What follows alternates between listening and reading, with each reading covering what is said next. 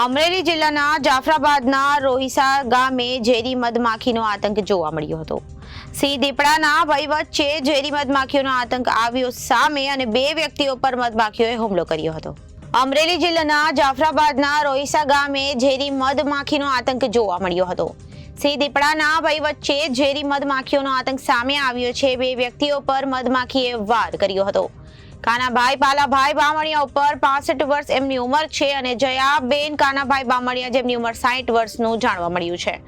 બંને પતિ પત્ની પોતાના ખેતરમાં ખેતી કામ કરતા હતા ત્યારે મધમાખીનું ઝુંડ આવી ચડ્યું હતું અને એમની ઉપર મધમાખીએ હુમલો કર્યો હતો। બંને જણા બૂમાબૂમ પાડવા લાગ્યા। સ્થાનિક જીવાભાઈ નાતાભાઈ વાઘેલાને જાણ થતા ઘટના સ્થળે તેઓ પહોંચ્યા હતા અને ઝેરી મધમાખીના હુમલાની બીજી ઘટના ઘટતા સ્થાનિકોમાં રોષ ફેલાયો હતો।